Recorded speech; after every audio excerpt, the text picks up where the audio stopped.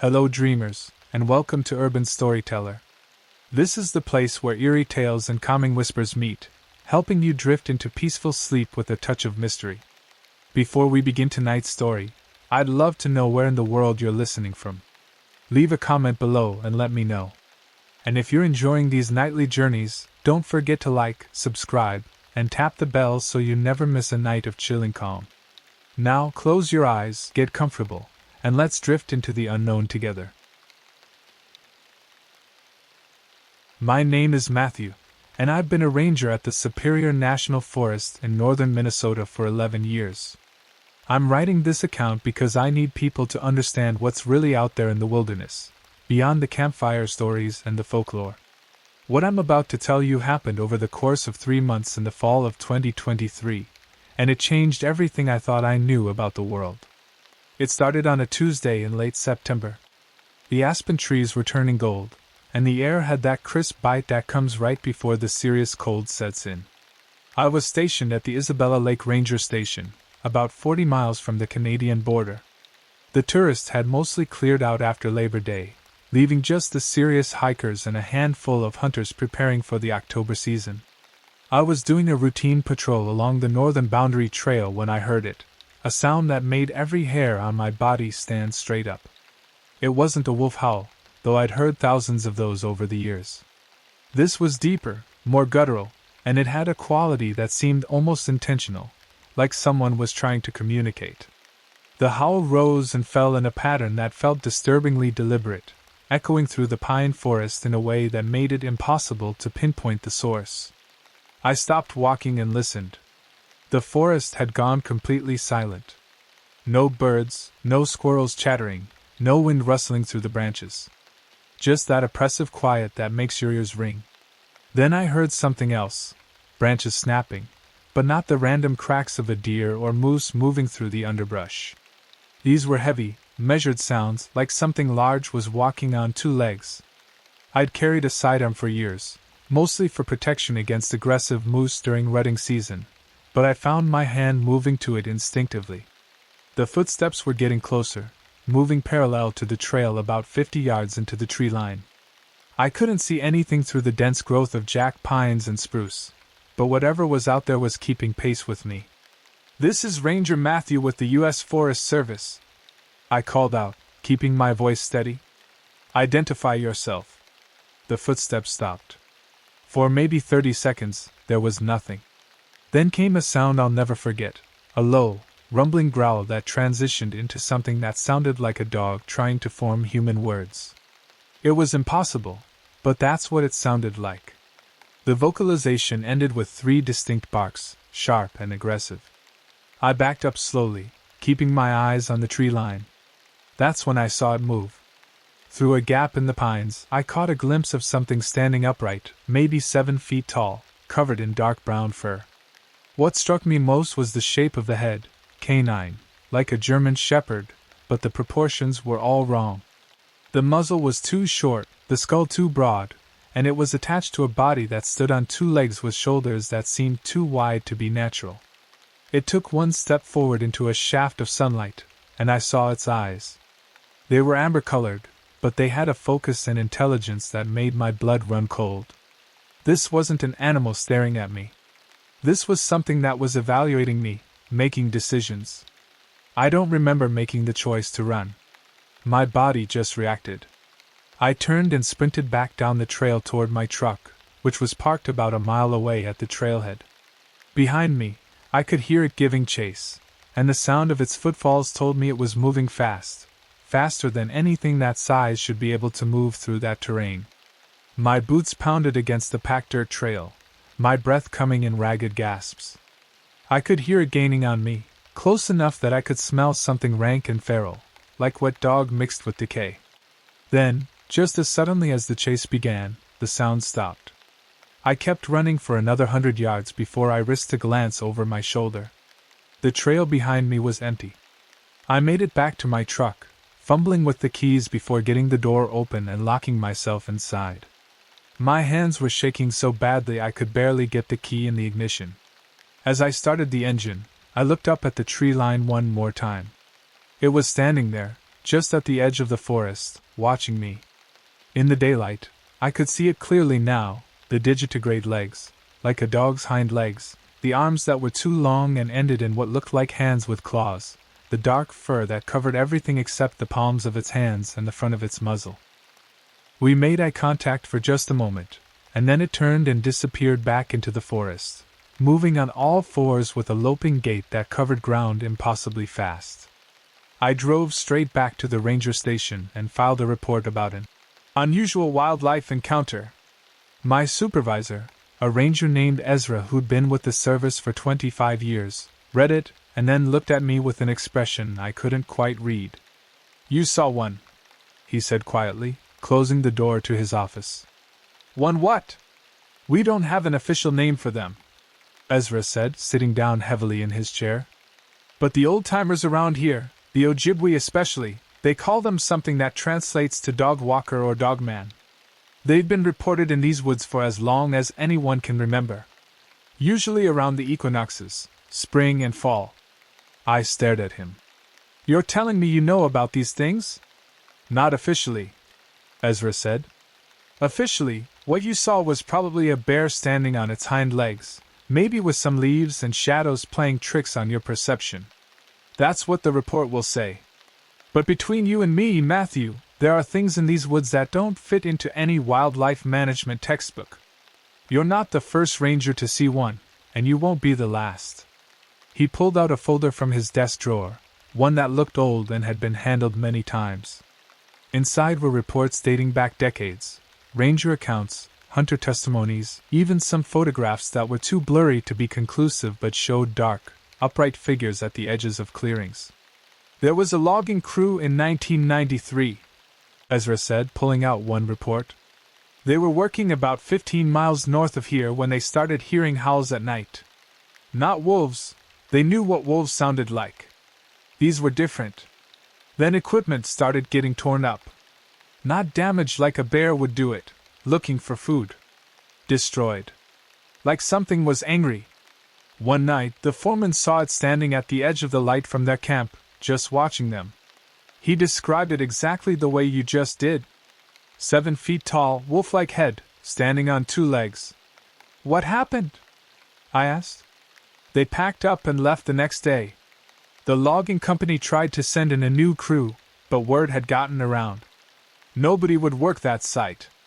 It's been abandoned ever since." Over the next week, I tried to process what I'd seen.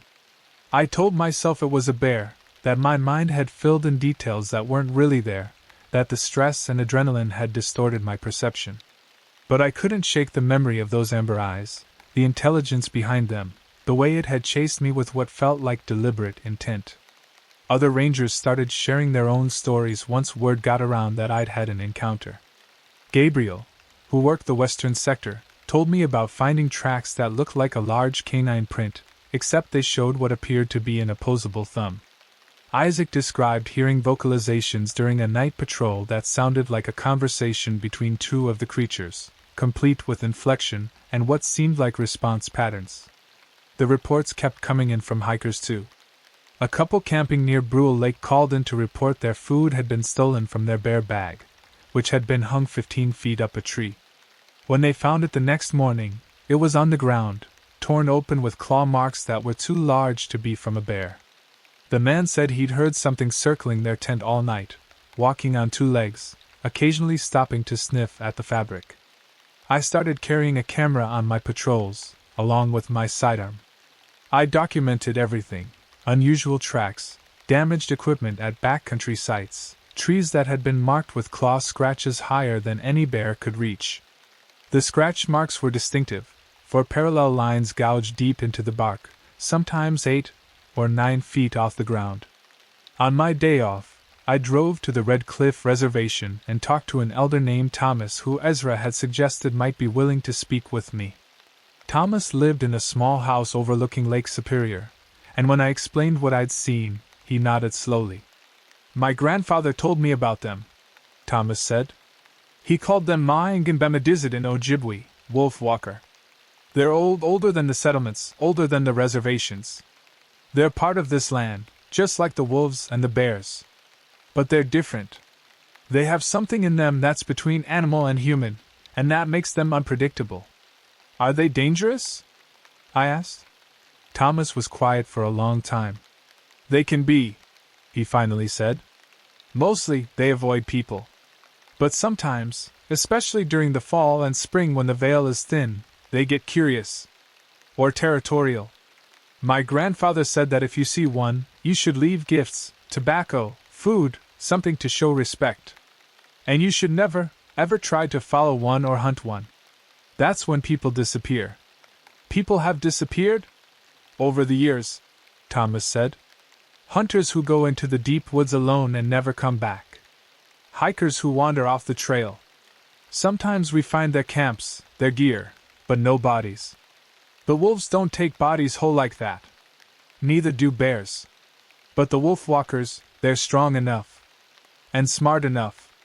I left Thomas's house with more questions than answers, but one thing was clear. I wasn't dealing with something science could explain. Whatever I'd encountered in those woods existed in a space between the known and the unknown, and northern Minnesota was its territory. The next time I went out on patrol, I brought tobacco with me, just like Thomas had suggested. I left it at the spot where I'd first heard the howl, placing it carefully at the base of a large white pine. I don't know if it made a difference, but I felt like I had to try something to show I understood I was a guest in their forest, not its master. As I walked back to my truck that evening, the sun setting through the trees in shades of orange and red, I heard it again, that distinctive howl, but farther away this time, deeper in the forest. It rose and fell, and this time I thought I could hear something almost like acknowledgement in its tone. I never saw the creature again that fall, but I knew it was out there. I could feel it sometimes when I was on patrol, that sense of being watched by something intelligent and ancient. The forest felt different to me now, charged with a mystery that would never be fully explained or understood. That was just the beginning. What I didn't know then was that the dogman was only the first of 3 encounters that would happen over the next 10 weeks, each one stranger and more terrifying than the last. October came to Superior National Forest like a slow exhale, the air growing colder each day, the deciduous trees dropping their leaves in carpets of gold and red across the forest floor. I'd settled into an uneasy routine after my encounter with the dogman, always alert, always watching the tree line, but the forest had returned to its normal rhythms. Or so I thought. On the first Tuesday of October, I got a call from dispatch around 6 in the morning. A group of bow hunters had called in from a backcountry site near the Caribou Creek area, about 30 miles northwest of my station. They were requesting an emergency evacuation, claiming something had torn apart their camp during the night. I loaded my gear into the truck and made the drive out to the trailhead, then hiked the 3 miles to their campsite. The sun was just coming up, filtering through the pine canopy in dusty shafts of pale light. I could smell smoke before I saw the camp, and when I came around the bend in the trail, I understood why they'd called for help. The campsite looked like a tornado had hit it. 2 tents were completely collapsed, the fabric shredded in long tiers. A cooler had been ripped open, its contents scattered across a 30-foot radius. But what caught my attention was the tree damage. Several jack pines around the perimeter of the camp had been broken off about 8 feet up, the trunks snapped clean through, the broken ends showing fresh, white wood. These were trees maybe 6 inches in diameter, not huge, but not something you could break by accident. 3 hunters were huddled near the remnants of their fire, 2 men and a woman, all in their 30s. They looked exhausted and terrified. The man who seemed to be the leader stood up when he saw me coming. He introduced himself as Gabriel, and the other 2 as Landon and Caden. "Thank God you're here," Gabriel said. "We need to get out of these woods right now." "Tell me what happened," I said, pulling out my incident report notebook. Gabriel exchanged glances with the other 2 before speaking. "We set up camp yesterday afternoon, got here around 4. Everything was normal. We cooked dinner, hung our food bags, did everything by the book. Around midnight, Landon woke up and said he heard something moving around the camp. Heavy footsteps, like something big walking around the perimeter. Could have been a moose," I suggested. "They're active at night this time of year." "That's what I thought," Landon said. But then it grabbed one of those trees. He pointed to one of the broken pines. We heard this creaking sound, then a crack like a gunshot. The whole tree just snapped. Then another one. It was breaking the trees on purpose, all around our camp. Like it was warning us, or trying to scare us. We stayed in our tents, Caden added. We didn't know what else to do. We could hear it moving around out there, and the footsteps were so heavy the ground was shaking. Not a lot, but enough that we could feel it. Then it started with the vocalizations. Gabriel continued. These deep, whooping sounds. Like someone beating on their chest and yelling at the same time, but the pitch was wrong for human vocal cords. Too deep, too resonant. I'd read enough reports to know what they were describing. Did you see it? All three of them nodded. When it started getting light, around 5:30, it came into the camp, Gabriel said quietly. We were all awake by then, too scared to sleep. It just walked right in, like it owned the place. 8 feet tall easy. Maybe more. Covered in dark brown hair, except for the face, hands, and feet. Those were dark skin, almost black. The face looked human, but wrong. The brow was too heavy, the jaw too big, the nose too flat. And the eyes, they were dark, but you could see the intelligence in them. It knew we were watching from the tents. What did it do? I asked, my hand unconsciously moving to the radio on my belt. It went through our camp, Landon said. Picked up the cooler and tore it open like it was made of cardboard. Ate some of our food, threw the rest around. Then it grabbed one of our packs and went through it, pulling out clothes and gear. It seemed curious about our equipment, picking things up and examining them. It found my trail camera and just crushed it in one hand, dropped the pieces on the ground. How long was it here? Maybe 10 minutes, Caden said. Then it looked directly at our tents, at us, and made this sound. Like a growl mixed with a grunt. And it left. Just walked off into the forest heading north, moving through the trees like they weren't even there. I spent the next hour documenting the sight. The damage was extensive and consistent with their story. The broken trees showed enormous force had been applied. I couldn't break a tree that size without tools or machinery. The cooler was torn apart, the thick plastic broken into jagged pieces. Most telling were the footprints. In a patch of soft ground near what had been their fire pit, I found several clear tracks. They were huge, easily 18 inches long and 7 inches wide at the ball of the foot. The shape was human-like but broader, with 5 distinct toes that showed no sign of footwear. The depth of the impressions suggested something incredibly heavy. I estimated at least 600 pounds, probably more. The stride length between prints was over 6 feet, much longer than a human could manage. I took photographs, made measurements, and collected a casting of the best print using plaster from my pack. I'd done this before with bear tracks for education programs, but this was different. These prints told a story of something that shouldn't exist, yet clearly did. I'm going to escort you folks back to the trailhead, I told them after I finished my documentation. We'll get you to your vehicles and you can head out. I'll need your contact information for the incident report. We packed up what was salvageable from their camp and started the hike back. Nobody spoke much. The forest felt different now, oppressive and watchful. Every snapping branch made us jump, every bird call seemed too loud. When we reached the trailhead and they were safely in their truck, Gabriel pulled me aside. What was that thing? He asked quietly. Officially, I'll report this as a bear incident with unusual circumstances, I told him.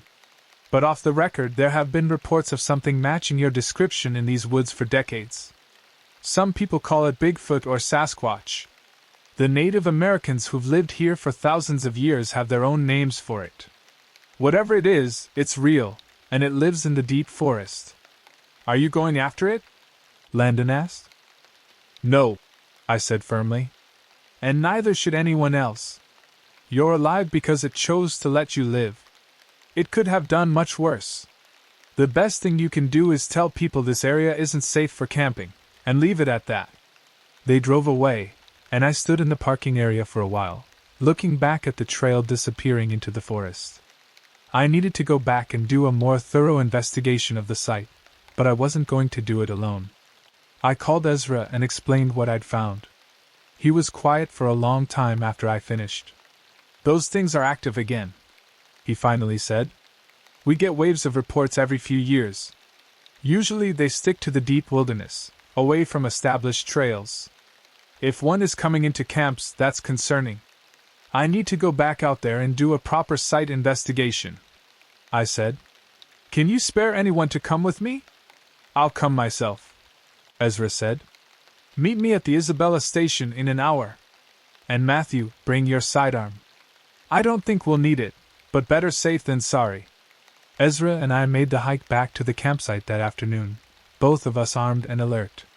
The site was exactly as I'd left it, the broken trees standing like sentinels around the destroyed camp.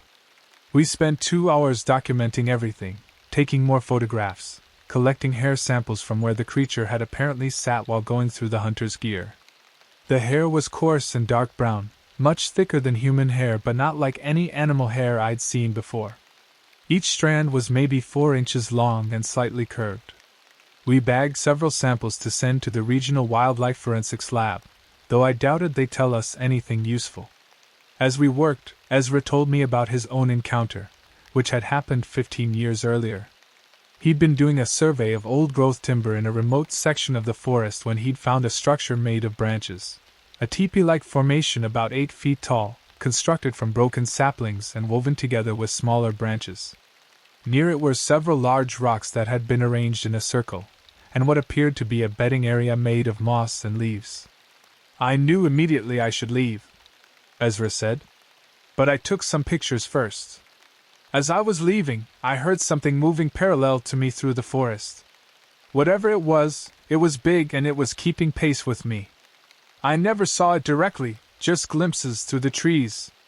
But I knew it was watching me, making sure I left its territory." "Do you think it's dangerous?" I asked. "I think it's powerful and territorial," Ezra replied. "In most cases, it seems content to avoid humans.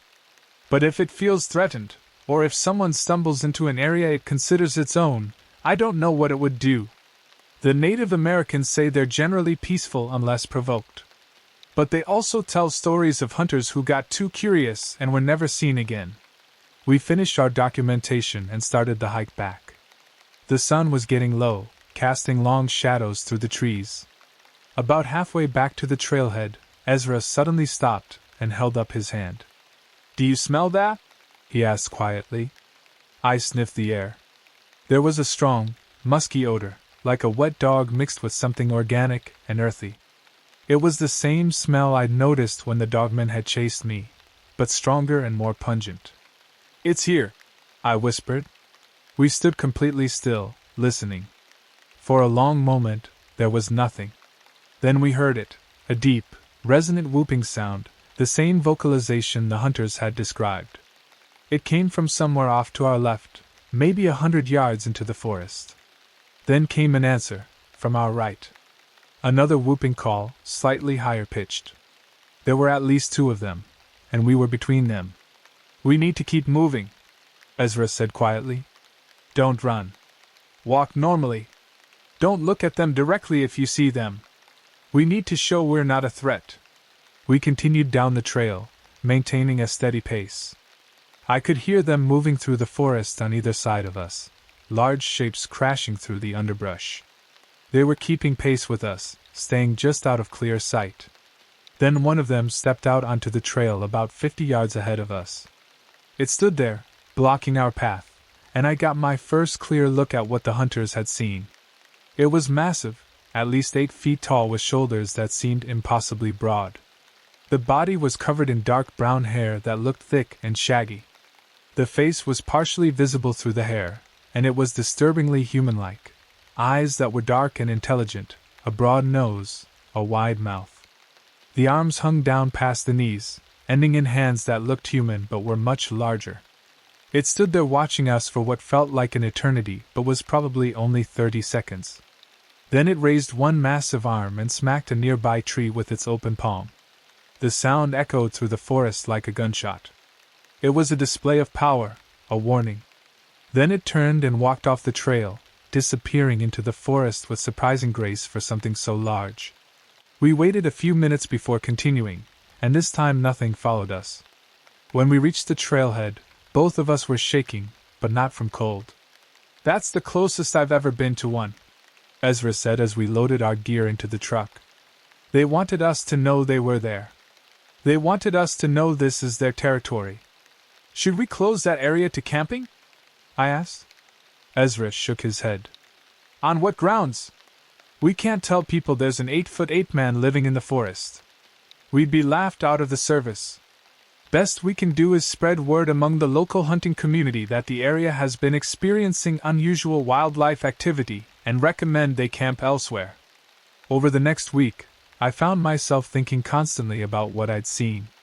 The dogman had been terrifying in its aggression, but the creature in the forest, the one people called Bigfoot, was frightening in a different way. It was powerful enough to snap trees like twigs, but it had chosen not to harm the hunters. It could have killed all of them easily, but instead it had just gone through their camp and left. What did that mean? I returned to visit Thomas on the reservation, and he listened quietly as I described my encounter. When I finished, he nodded slowly. "The Ojibwe call them Mizabe, the great being," he said. "They're said to be the guardians of the deep forest, watchers who keep the balance. They're not spirits, not exactly. They're flesh and blood, but they're part of something older than we understand. My people have lived alongside them for thousands of years. Are they dangerous?" I asked again, the same question I'd asked about the dogman. "Everything wild is dangerous if you don't respect it," Thomas replied. "The Mizabe are powerful, yes. But they're not cruel. They don't kill for sport like some animals do. If you respect their space, if you show humility, they'll leave you alone. But if you hunt them, if you invade their territory with arrogance, they will defend themselves." "Have people tried to hunt them?" Thomas's expression darkened. "Yes. And those people don't come back. There was a man from Duluth about 20 years ago, a hunter who said he was going to prove they existed. He went into the woods with cameras and guns, determined to track one down. 3 weeks later, they found his truck at a trailhead. They never found him. Search teams went out for weeks, but it was like he'd vanished. The only thing they found was his rifle, broken in half and left on a rock beside a stream."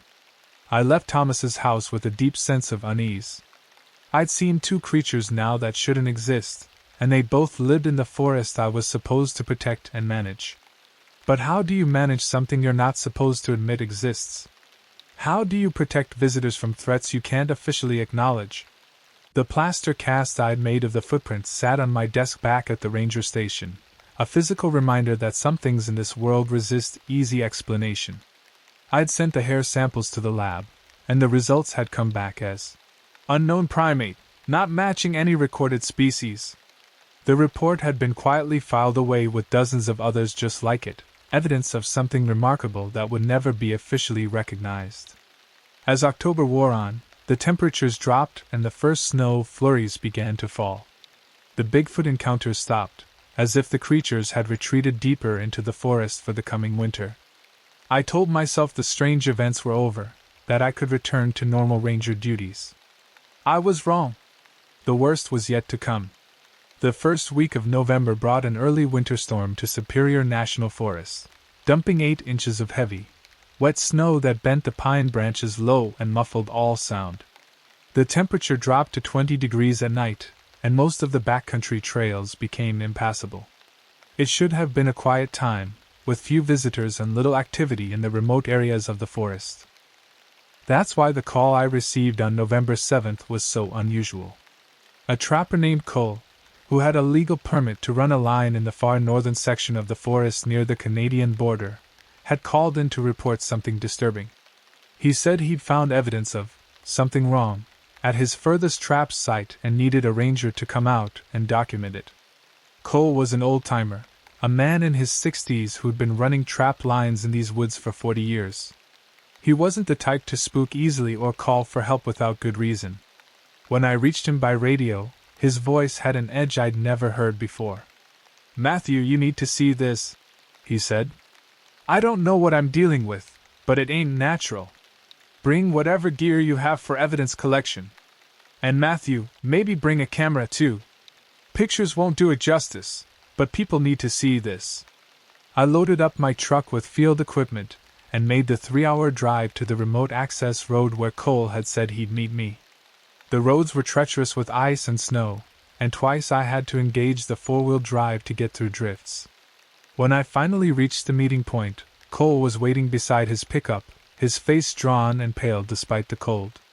"It's a 2-mile hike in," he said by way of greeting. "Trail's gonna be tough with the snow, but we need to move. I don't want to be out here after dark." We started hiking, following Cole's established trail through the forest. The snow deadened all sound, creating an eerie silence that was broken only by our footsteps and labored breathing. Cole didn't speak, just pushed forward with a determination that seemed driven by fear.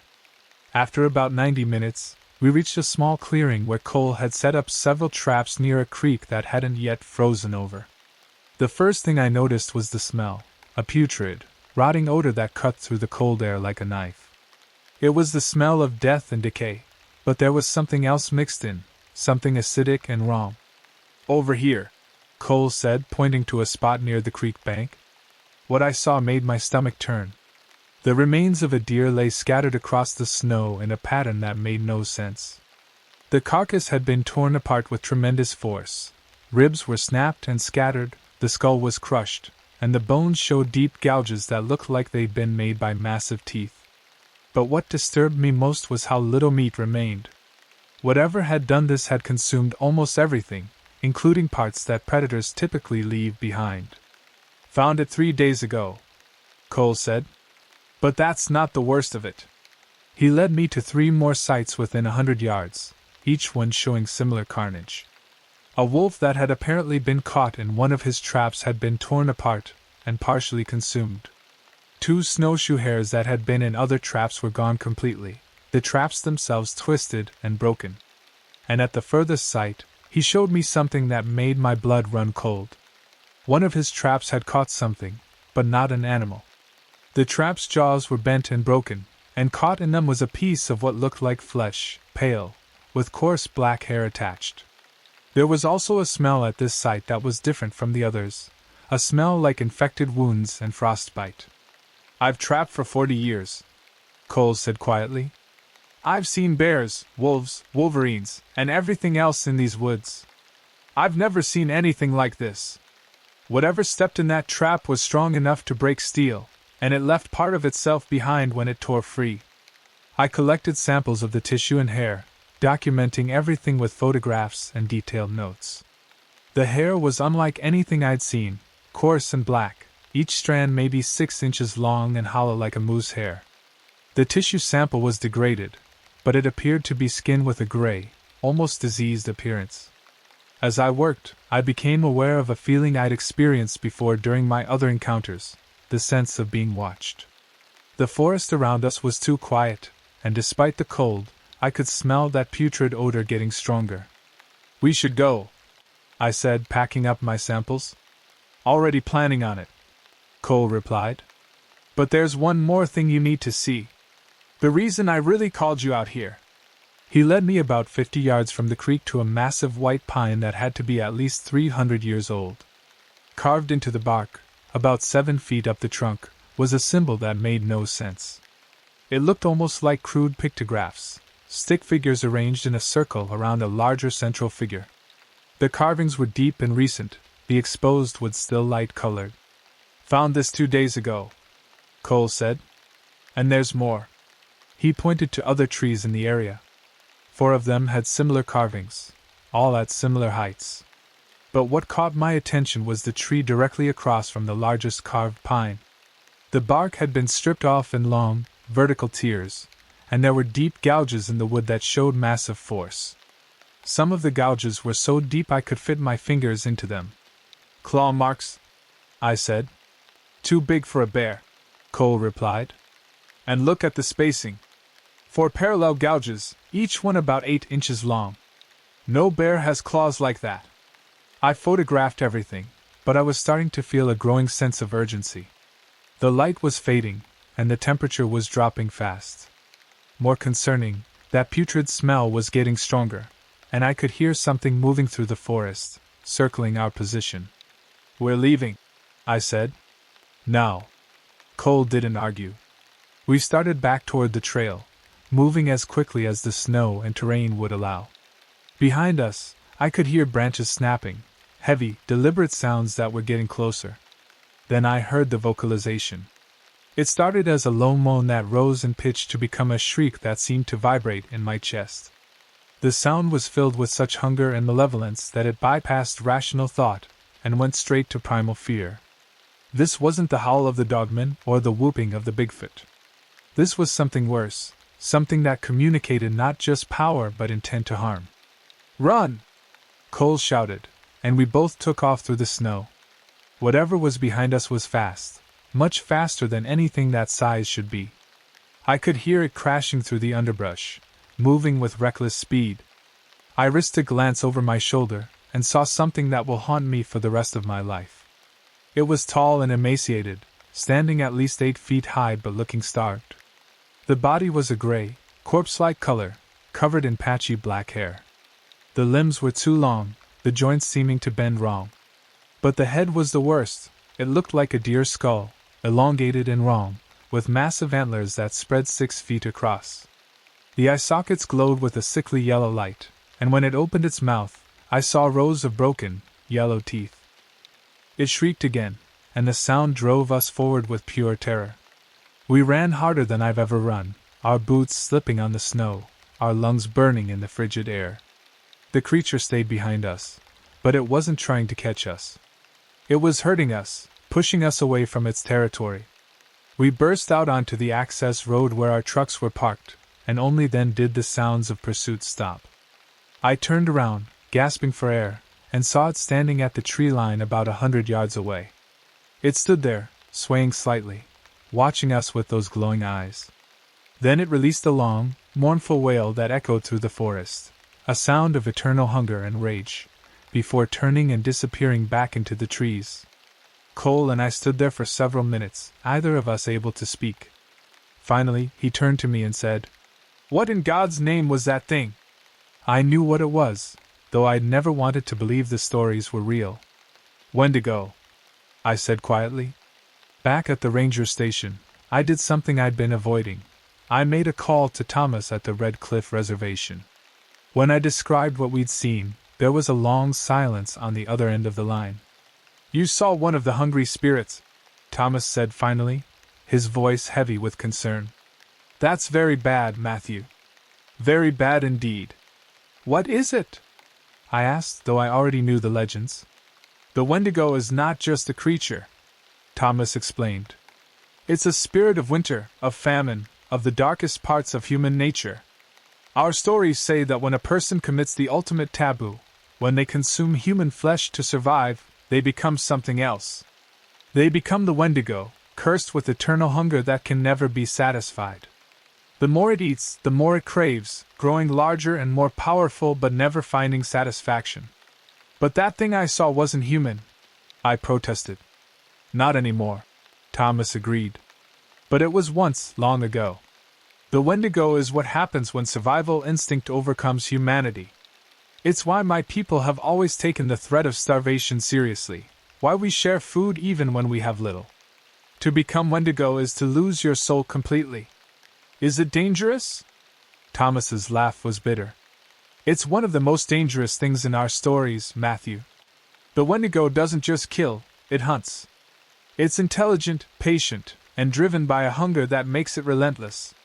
And the worst part is that it often targets the isolated, the lost, the desperate. It's drawn to suffering. How do you kill it?" "You don't," Thomas said flatly. "Not easily. Silver might work, or fire. But the traditional way is to prevent the creation in the first place. Don't let people become so desperate they turn to taboo acts. Don't let the darkness take root."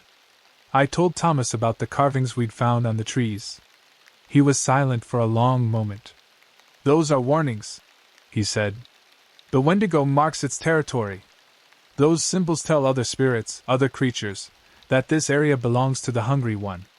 You need to close that section of forest, Matthew.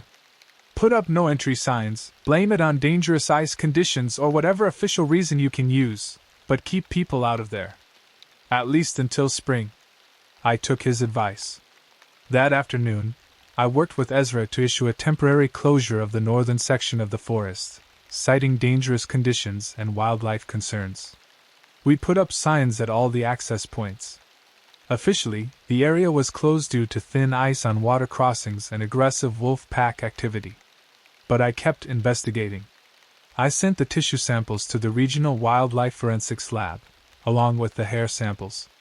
The results came back 2 weeks later, and they made no sense. The DNA analysis showed markers that were consistent with human DNA but displaying extreme genetic abnormalities inconsistent with any known condition. The hair was identified as unknown origin, showing characteristics of both human and animal hair but not matching any reference samples. The lab technician who called me with the results sounded confused. "We've never seen anything like this," she said. "It's almost like the sample is from a human who's been genetically altered, but that's not possible. We must have contaminated samples." I didn't bother explaining. Instead, I filed the report away with all the others, more evidence of things that shouldn't exist but clearly did. Cole stopped running his trap line in that area and moved his operations to the southern part of the forest. He never said much about what we saw, but I knew it had changed him. He'd been a man who knew every inch of these woods, who never felt fear in the wilderness. Now he checked over his shoulder constantly and never went out alone.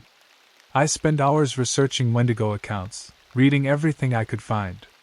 The pattern was consistent across cultures. Ojibwe, Cree, Algonquian, all had stories of the Wendigo, always associated with winter, starvation, and cannibalism.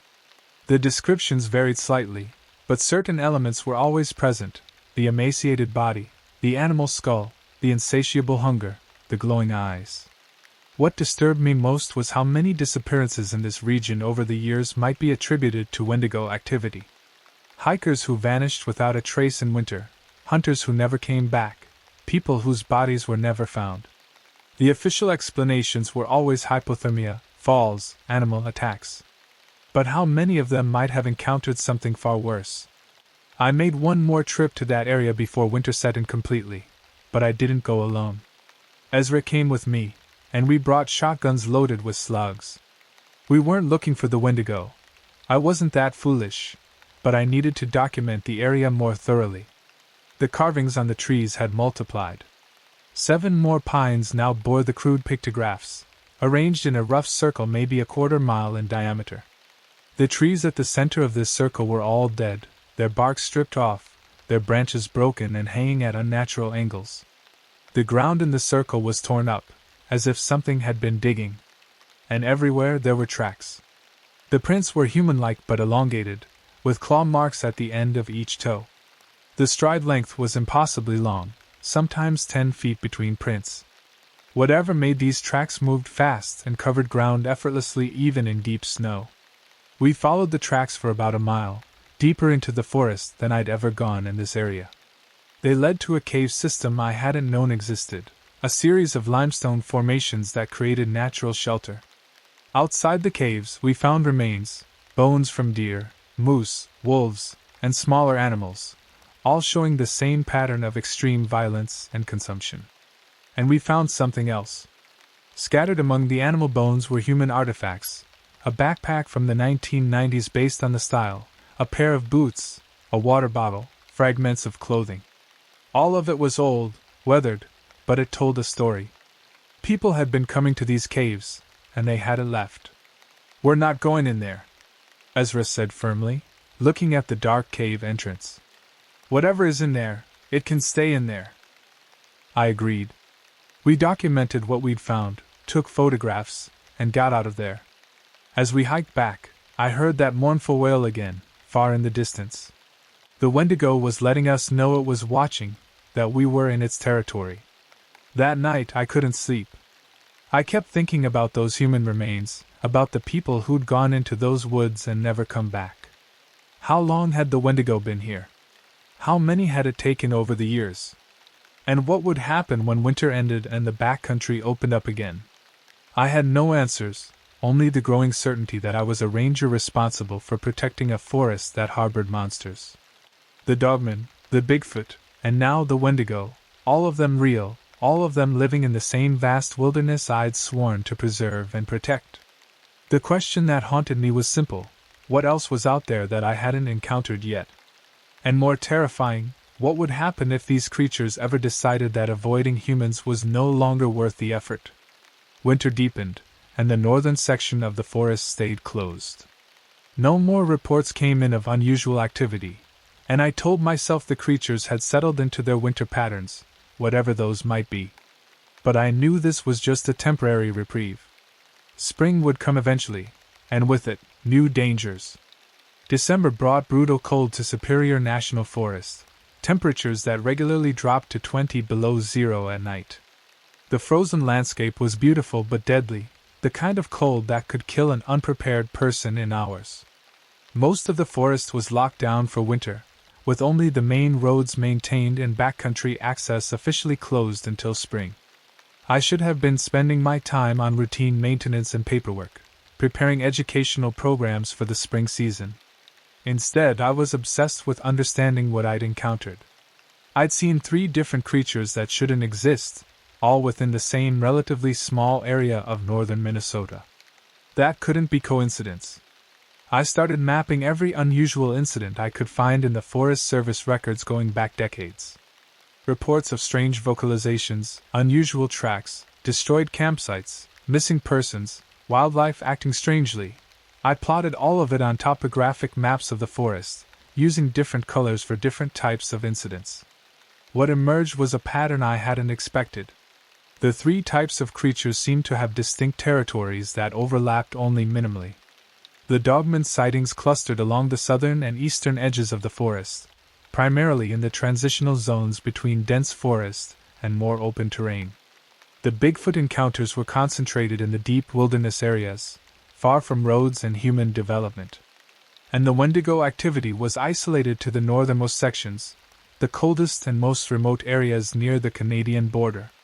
But there was more. When I overlaid my map with historical data about Native American settlement patterns, I found something fascinating. The areas where creature sightings were most common corresponded almost exactly with regions that indigenous peoples had traditionally avoided or treated with special reverence. There were old Ojibwe trails that deliberately skirted certain areas, going miles out of their way rather than taking direct routes through what should have been easier terrain. I brought my findings to Thomas, spreading my maps across his kitchen table. He studied them for a long time, tracing the patterns with his finger. "This makes sense," he finally said. "My grandfather told me that the land has places of power, thin places where the natural and supernatural overlap. The old people knew where these places were and respected them. We didn't build villages there, didn't hunt there except in times of great need, and we certainly didn't settle there permanently. But why all 3 creatures in the same forest?" I asked. "Why here?" Thomas thought about this. Superior National Forest sits on some of the oldest rock in North America, the Canadian Shield, billions of years old. There are iron deposits, unusual magnetic fields, limestone caves, and deep lakes that never freeze. The land has power here. Maybe these creatures are drawn to that power, or maybe they've always been here, and the power is why they can exist. He pulled out an old leather-bound journal, its pages yellowed with age. "This was my grandfather's," he said. "He kept records of the old stories, the real stories, not the versions we tell tourists." He opened to a page covered in handwritten notes and crude maps. He wrote about boundaries in the forest, places where different spirits claimed territory. He called them the Watches, the Wolf Watcher in the south, the Great Being in the deep forest, and the Hungry Spirit in the north. He said they kept each other in balance, that their presence actually protected the heart of the forest from human expansion. "Protected it how?" I asked. "Fear," Thomas said simply. "People who encounter these things don't come back, or if they do, they tell stories that keep others away. The forest remains wild because something in human instinct warns us away from these places. It's protection through terror." I thought about the hunters who'd fled their camp, about Cole abandoning his trap lines, about the countless stories of people who'd had encounters and never wanted to go back into the deep woods. Thomas was right. Fear was the most effective conservation tool imaginable. "There's something else," Thomas said, turning to another page in his grandfather's journal. He wrote about a cycle. Every few years, the activity of these creatures increases. They become more visible, more active, more willing to interact with humans. It happens in the fall, usually around the equinoxes. He thought it had something to do with the migration patterns of other animals, or maybe changes in magnetic fields, or the thinning of barriers between worlds. He was never sure. "We're in one of those periods now," I said. "That's why I've had 3 encounters in 2 months when some rangers work their whole careers without seeing anything unusual." Thomas nodded. "The cycle is active. And Matthew, there's something you need to understand. When the cycle is active, the creatures aren't just more visible, they're more dangerous.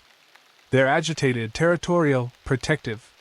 The boundaries between their territories become more rigidly enforced. That's when people disappear." He showed me a list his grandfather had compiled, dates and names of people who'd gone missing in the forest over a 70-year period.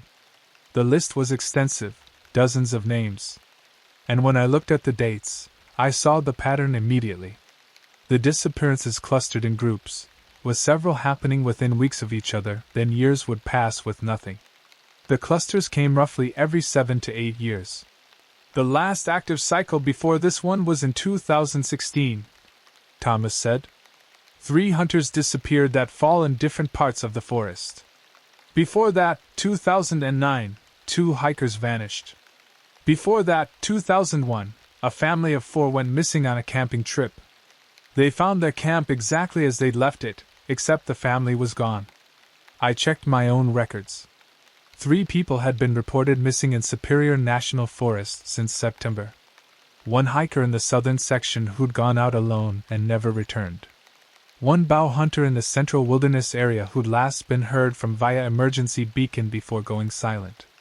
And 1 cross-country skier who'd been training in the northern section and simply vanished, his tracks ending at the edge of a frozen lake. 3 disappearances, 3 sections of forest, 3 types of creatures. The pattern was undeniable. "What do I do?" I asked Thomas. "I can't officially acknowledge what's out there. But I also can't just let people wander into danger." "You do what rangers have always done," Thomas replied. "You close dangerous areas, you warn people about wildlife activity, you make it as difficult as possible for people to access the most dangerous zones. And you keep records so that when the next ranger encounters these things, they'll have your documentation to help them understand." I left Thomas's house with a heavy sense of responsibility. I wasn't just a ranger anymore.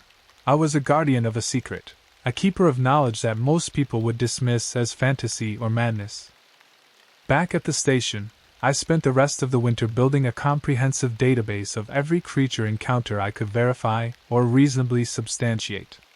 I included my own detailed accounts, witness statements from the hunters and Cole, the forensic evidence from the lab, the photographs and plaster casts, everything. I encrypted the files and stored copies in 3 separate locations: my personal computer, a flash drive in a safety deposit box, and with Thomas, who promised to keep them safe. I also worked with Ezra to develop new backcountry protocols. We couldn't say why, but we implemented regulations that effectively restricted access to the most dangerous areas.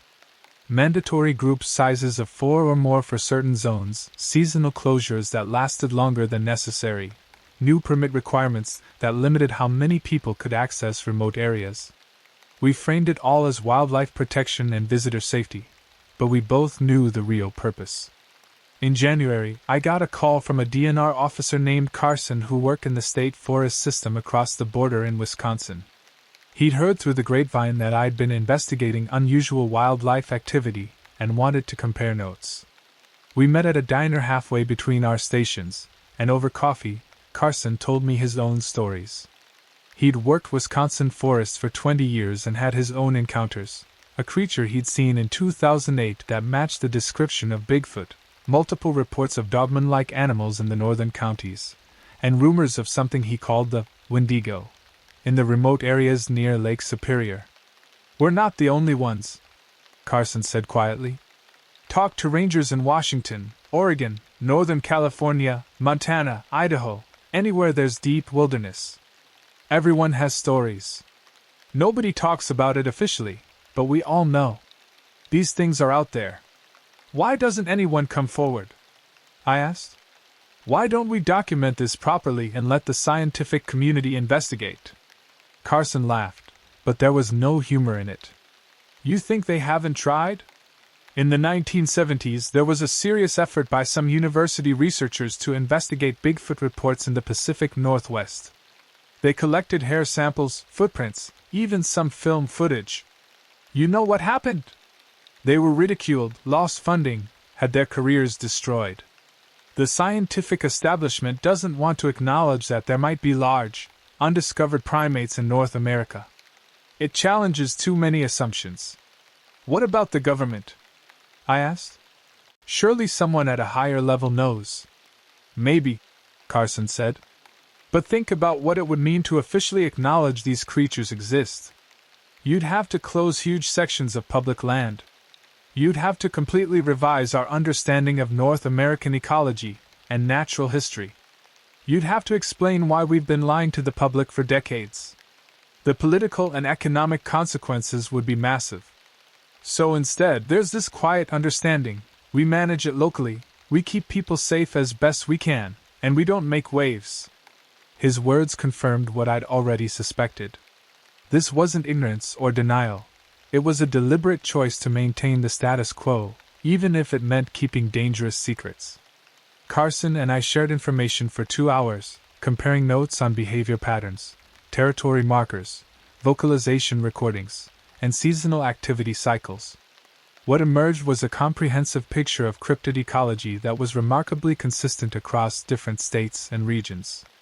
The dogman-type creatures were most active in transitional zones and seemed to be highly intelligent, possibly capable of basic tool use. They were territorial but usually avoided confrontation unless surprised or threatened. They were primarily active during spring and fall, with fewer sightings in deep winter and summer. The Bigfoot-type creatures preferred deep wilderness and seemed to live in small family groups. They were primarily herbivorous but opportunistically ate meat. They displayed sophisticated behavior, including what appeared to be ritual or cultural practices.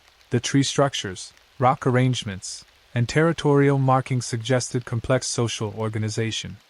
The Wendigo-type creatures were the least understood and most dangerous.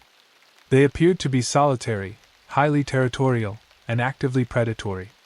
Unlike the others, which seemed to prefer avoiding humans, Wendigos appeared to hunt people, particularly the isolated and vulnerable. They were most active during winter, possibly because their prey species were weakest during the lean months. "Here's what worries me," Carson said as we prepared to leave. "The pattern suggests we're at the peak of an active cycle. If that's true, activity will increase over the next few months before it dies down again. That means more encounters, more close calls, and probably more disappearances. We need to be extra vigilant, and we need to have protocols in place for worst-case scenarios." "Like what?" I asked. "Like what do we do if someone brings us clear, irrefutable proof? What if someone shoots one of these creatures and brings us the body? What if there's a major incident that can't be covered up or explained away?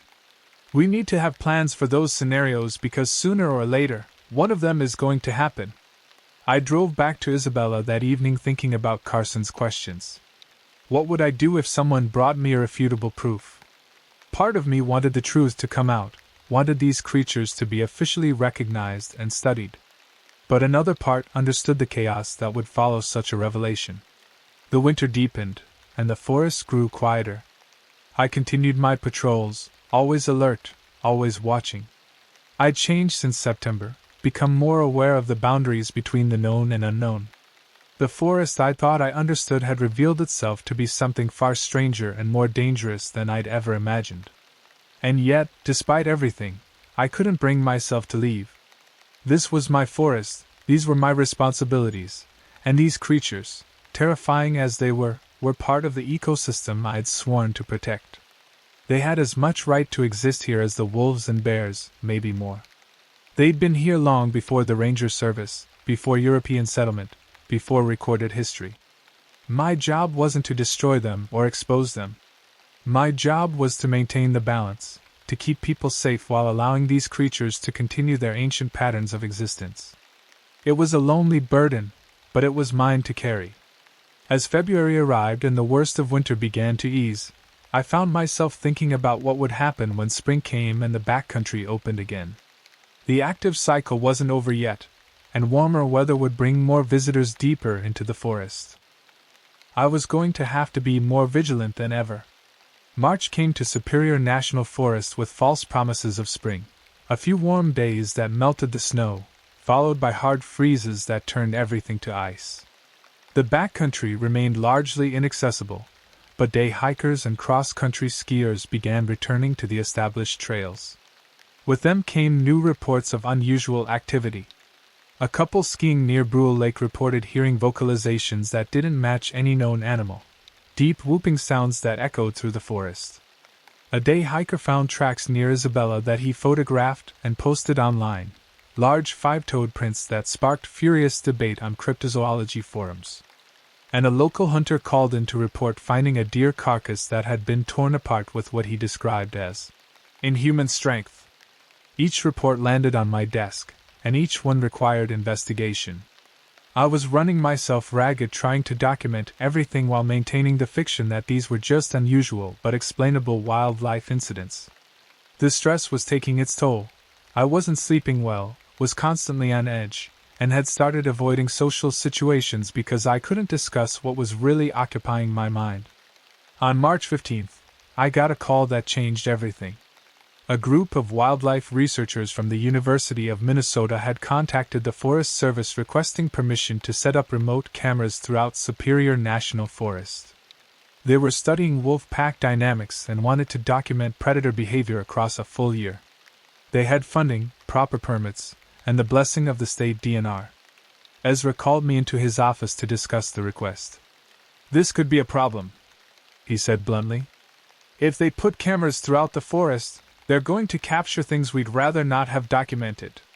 "Can we deny the permit?" I asked. "Not without cause," Ezra replied. "They've done everything by the book. If we deny it, they'll want to know why, and we don't have a good official reason. But if we approve it, those cameras might record things that raise very uncomfortable questions." We sat in silence for a moment, both of us considering the implications. Finally I said, "What if we approve it, but we work with them to determine camera placement? We could steer them away from the most sensitive areas using legitimate wildlife management reasons, telling them certain areas are high risk for equipment theft or vandalism, or that some zones are restricted for endangered species protection." Ezra nodded slowly. "That could work. We'd have to be subtle about it, and we'd need to accept that some cameras will still end up in areas where they might capture something unusual. But it's better than an outright denial that would raise suspicions." We approved the permit with restrictions, and I volunteered to work directly with the research team to help them set up their camera grid. The lead researcher, a graduate student named Silas, was enthusiastic and professional. Over the course of 2 weeks in late March, we hiked through the forest placing cameras at strategic locations. I managed to guide him away from the most dangerous areas while making it seem like natural decisions based on wolf behavior patterns. But I couldn't control everything, and several cameras ended up in zones where I knew unusual activity had been reported. "This is amazing territory," Silas said as we placed a camera near the boundary of what I privately thought of as the Bigfoot zone. "The biodiversity here is remarkable. Have you ever seen anything really unusual out here? I've heard stories from some of the locals about strange vocalizations and large tracks." I chose my words carefully. "The forest can play tricks on you, especially at night or in poor visibility. Sound carries in strange ways through these trees, and snow or mud can distort tracks. Most of the time, what people think is mysterious turns out to have a mundane explanation. But not always," Silas pressed. "Not always," I admitted. There are things in these woods we don't fully understand. That's part of what makes them special, the mystery, the unknown. It's important to approach that with respect and humility. Silas nodded, but I could see the curiosity in his eyes. He was exactly the type of person who would pursue strange findings rather than dismiss them. I made a mental note to stay in close contact with his research team. As we worked our way through the camera installation, I noticed something that had escaped my attention before. The 3 territories I'd mapped, Dogman, Bigfoot, and Wendigo, weren't randomly distributed. They formed a rough triangle, with each apex approximately equidistant from the others. At the center of this triangle was an area I'd never explored thoroughly, a region of dense old-growth forest surrounding a deep lake called Shadow Lake. Shadow Lake wasn't on most tourist maps. It was accessible only by an old, barely maintained trail that wound through difficult terrain for 7 miles from the nearest road. I'd never been there, and now I wondered why. It was exactly the type of place that should be on every ranger's list of areas to know. On the last day of camera installation, I asked Silas about it. Have you considered putting a camera near Shadow Lake? It's remote, minimal human disturbance. Seems like exactly the kind of place you'd want to monitor. Silas checked his map. Shadow Lake doesn't appear on my GPS. Is it even officially recognized? That was strange. I pulled out my own topographic map, one of the old paper ones from the 1980s that I kept in my truck. Shadow Lake was clearly marked on that map, but when I checked the digital mapping system we use for official work, it was absent. That's odd, I said. It's definitely there. I've seen it from the air during fire patrols.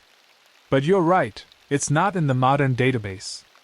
Maybe it's considered a sensitive area? Silas suggested. Some locations get removed from public maps to prevent overuse or to protect endangered species habitat. That made sense, but something about it bothered me. I made a decision.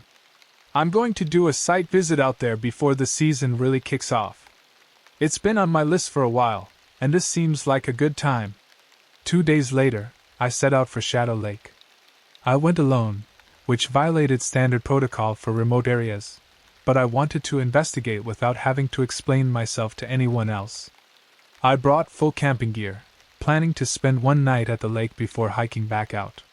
The trail to Shadow Lake was worse than I'd expected. Years of neglect had left it overgrown, and several sections were washed out or blocked by fallen trees. It took me most of the day to cover the 7 miles, and by the time I reached the lake, the sun was already low in the sky. Shadow Lake was hauntingly beautiful. It was roughly circular, maybe half a mile across, surrounded by towering white pines and rocky cliffs. The water was dark, almost black, and perfectly still, reflecting the surrounding forest like a mirror. There was no beach, just a rocky shoreline that dropped off steeply into deep water. I set up my tent in a small clearing about 50 yards from the shore and built a fire as darkness fell. The forest around me was quiet, too quiet. I hadn't heard a single bird since arriving at the lake, hadn't seen any evidence of small mammals or even insects. The silence was oppressive, broken only by the crackling of my fire.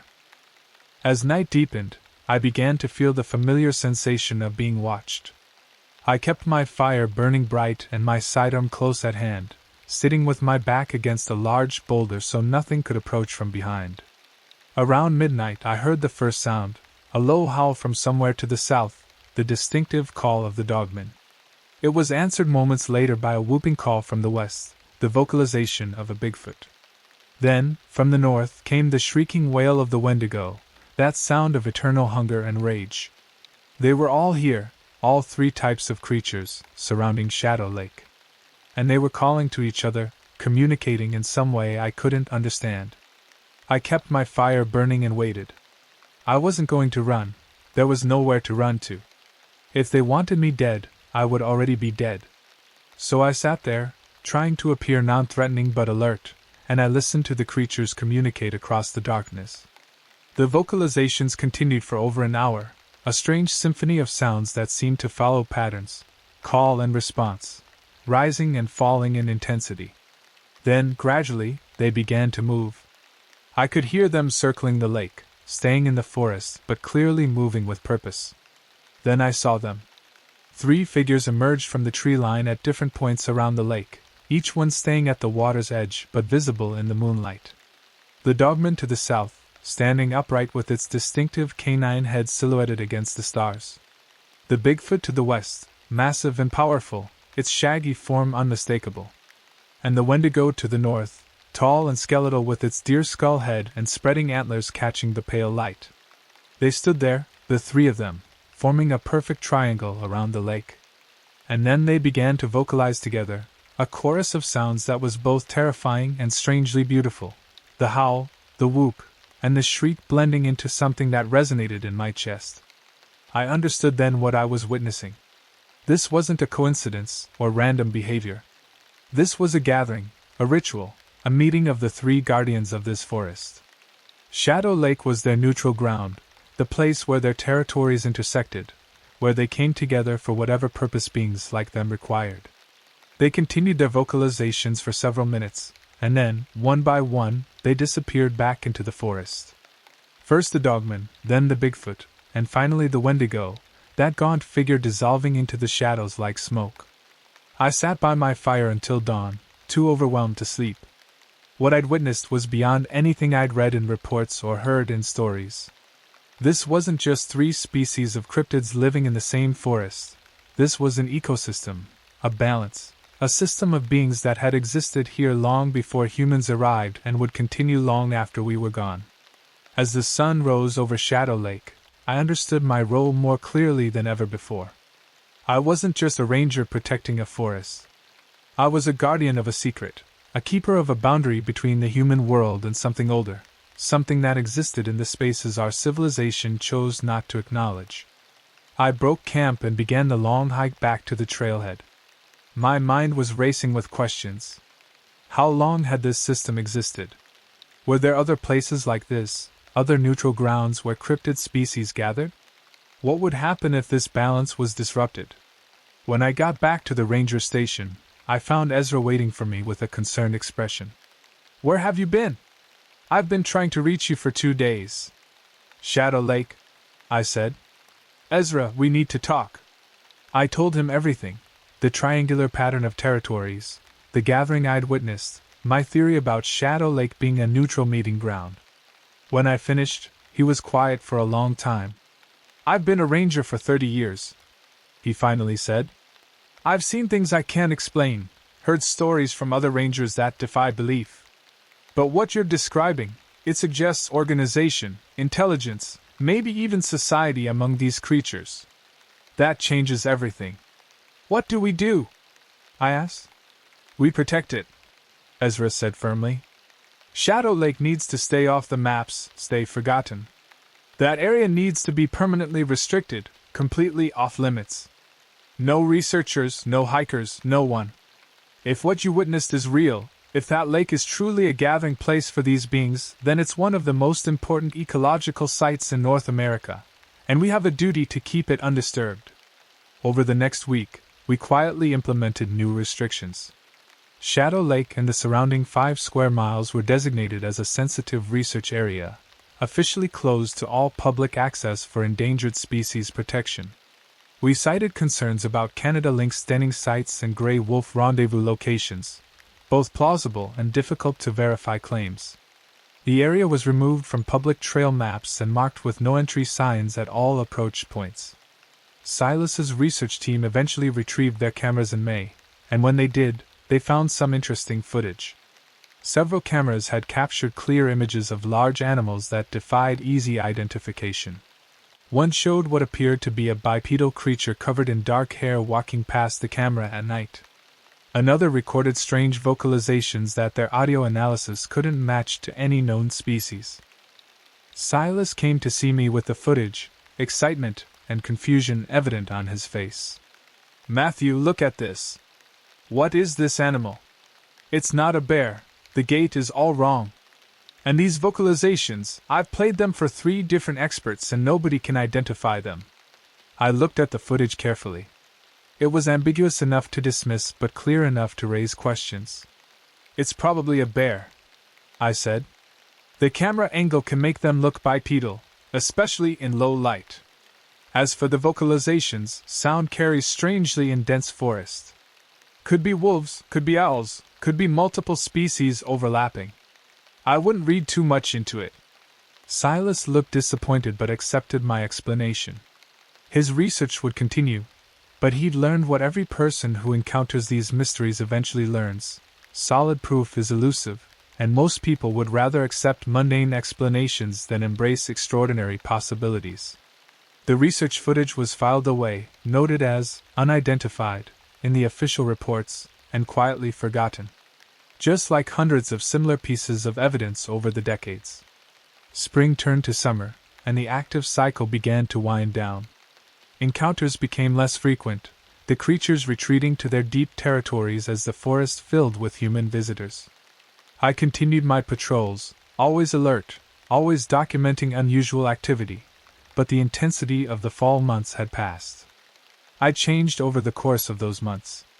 I'd gone from a ranger who managed a forest to a guardian who protected mysteries. I'd learned that the wilderness I'd thought I understood was far stranger and more complex than I'd ever imagined.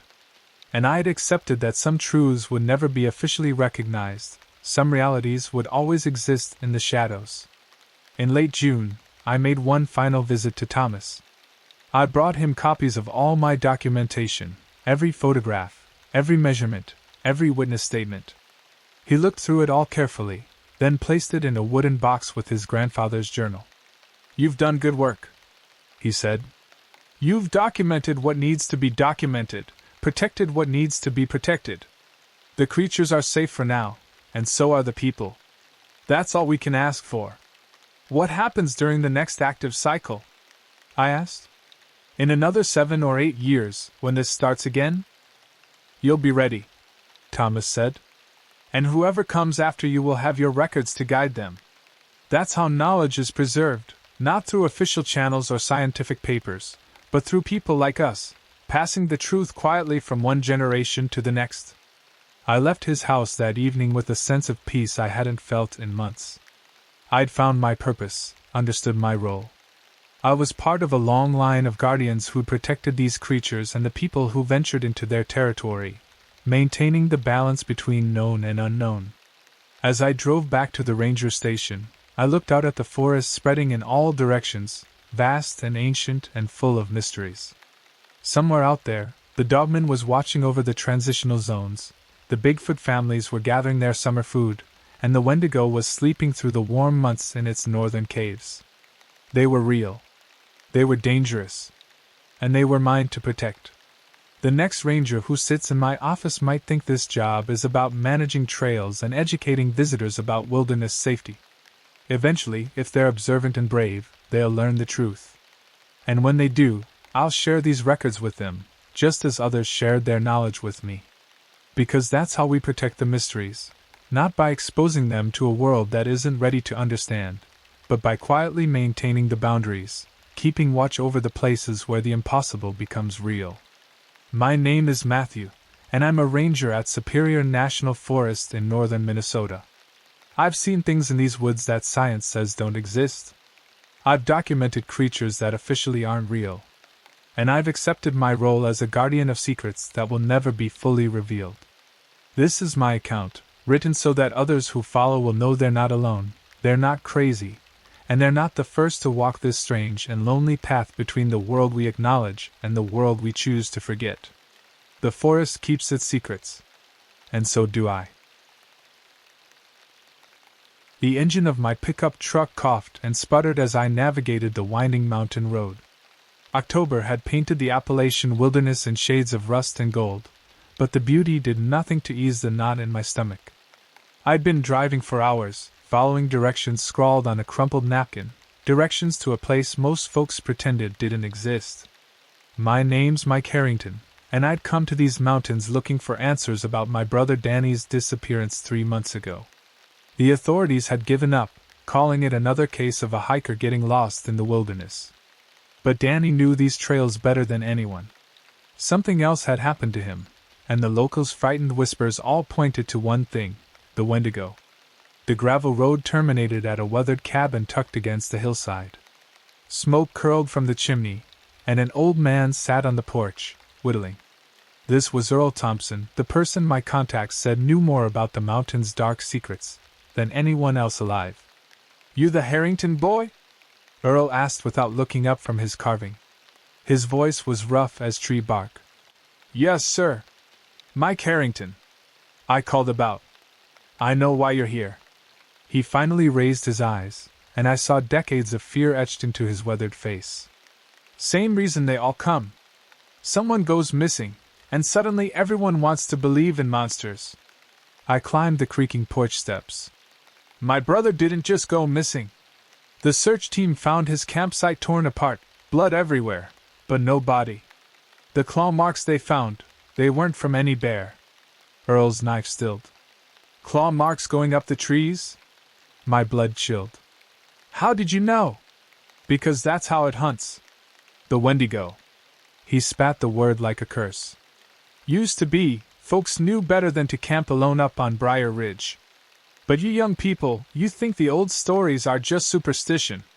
He stood, joints popping, and gestured for me to follow him inside. The cabin's interior was cramped but warm, filled with the smell of wood smoke and old leather. Maps covered one wall, marked with red X's and dates going back decades. "Each mark is a disappearance," Earl explained, tracing patterns with a gnarled finger. "See how they cluster? That thing has territories, hunting grounds it returns to when the hunger takes it." "You talk about it like it's real," I said, though the certainty in his voice was beginning to crack my skepticism. "Boy, I've lived in these mountains for 73 years. I've seen things that would turn your hair white." He pulled a dusty photo album from a shelf and opened it to a page of yellowed newspaper clippings. 1952, my Uncle Clyde vanished. 1971, the Morrison family, all 5 of them, gone without a trace. 1989, those college kids from Louisville. Each clipping told the same story: mysterious disappearances, strange claw marks, eerie howls in the night, and survivors speaking of a creature too terrible to describe. "But what is it?" I asked. "What's a Wendigo?" Earl's expression darkened. "The Algonquin people have known for centuries. It was once human, they say. A man who resorted to cannibalism in the dead of winter, cursed to become something neither man nor beast. The hunger never leaves it. It grows taller, thinner, until it's nothing but appetite walking on 2 legs. He showed me a drawing from an old journal, a skeletal figure with antlers sprouting from its skull, elongated limbs, and sunken eyes that seemed to follow you across the page. "Your brother," Earl continued. "He was camping near the old Donovan mine, wasn't he?" I nodded. "How did you?" "Because that's where it lives. Deep in the mine shafts, away from the sun. It's been using those tunnels for decades, maybe longer." He closed the album with a snap. "If you're smart, you'll go home. Forget about finding answers. Some questions are better left unasked." But I couldn't forget. Danny was my only family left. "If you know where it lives, why hasn't anyone done something about it?" Earl laughed, but there was no humor in it. "You think people haven't tried? In '78, a group of hunters went up there with rifles and dogs. They found pieces of them scattered across half a mile. The dogs they found skinned and hung from the trees like warnings." My hands were trembling, but I forced them still. "I have to try. I have to know what happened to Danny." The old man studied me for a long moment, then sighed. "You're going up there no matter what I say, aren't you?" When I nodded, he shuffled to an old trunk in the corner. "Then you'll need this." He pulled out a leather satchel and handed it to me.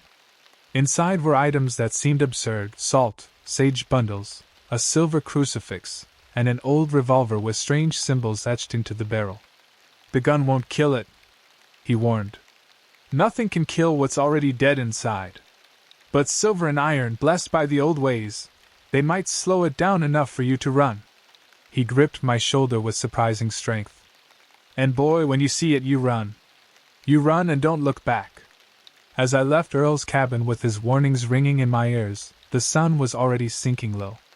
I had maybe 2 hours of daylight left to reach the Donovan mine. Every instinct screamed at me to turn back, to listen to the old man's wisdom. But Danny's face haunted me, my little brother who'd always looked up to me, who I'd failed to protect.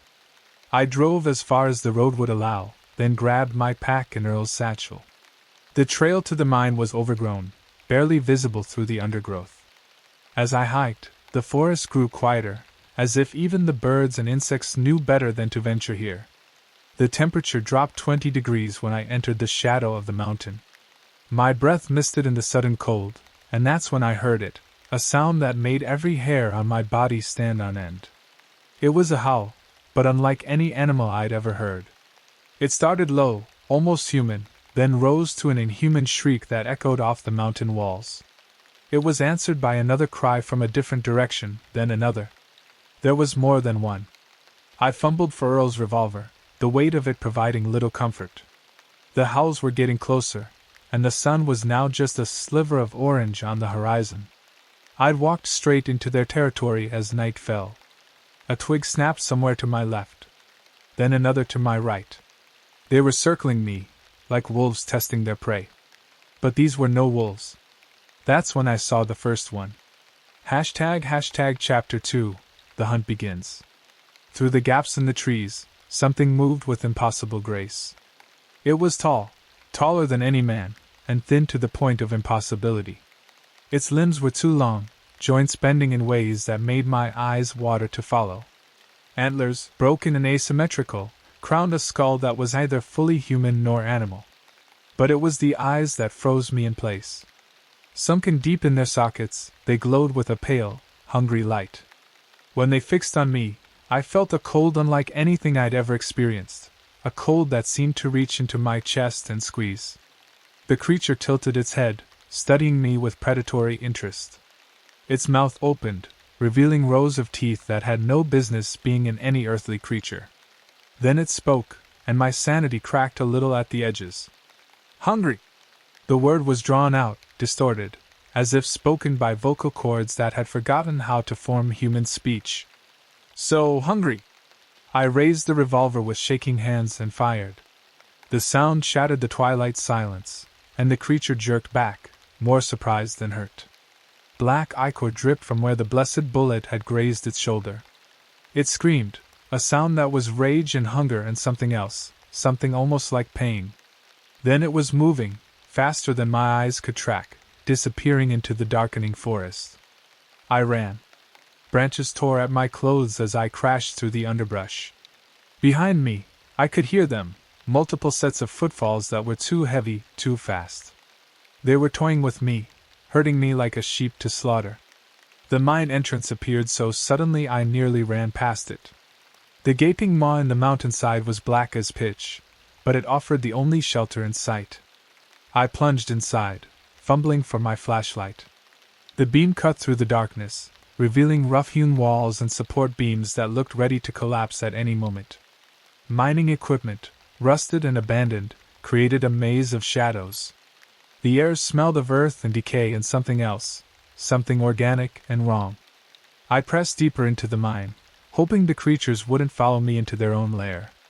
Water dripped somewhere in the darkness, each drop echoing like a gunshot in the silence.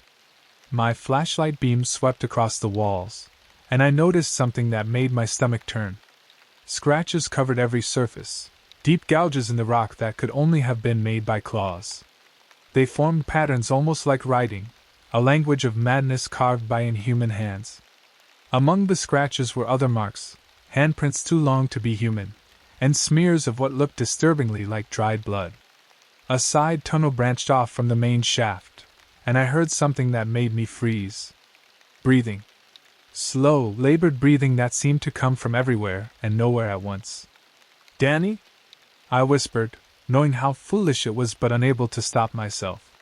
The breathing stopped. In the sudden silence, I became aware of other sounds. A rustling like dry leaves. The scrape of claws on stone. They were in the mine with me. I clicked off my flashlight and pressed myself against the wall, trying to control my panicked breathing. In the absolute darkness, every sense was heightened. I could smell them now, a mixture of rotting meat and pine sap and something chemical, like formaldehyde. Red eyes appeared in the darkness, First one pair, then another, then more than I could count. They surrounded me, glowing like embers in the black. I knew I was going to die here, in the dark, just like Danny. Then, impossibly, I heard a voice. Weak, barely human, but familiar. Mike? My heart nearly stopped. Danny? Danny, is that you? Help me. The voice came from deeper in the mine, past the glowing eyes. It couldn't be real. Danny had been missing for 3 months. But what if he was alive? What if he'd been trapped here all this time? I had to make a choice. Die here, surrounded, or push forward on the slim chance my brother was still alive. I pulled out one of Earl's sage bundles and my lighter. The herb caught fire, filling the tunnel with pungent smoke. The creatures recoiled, their eyes blinking out as they retreated from the burning sage. I had seconds at most.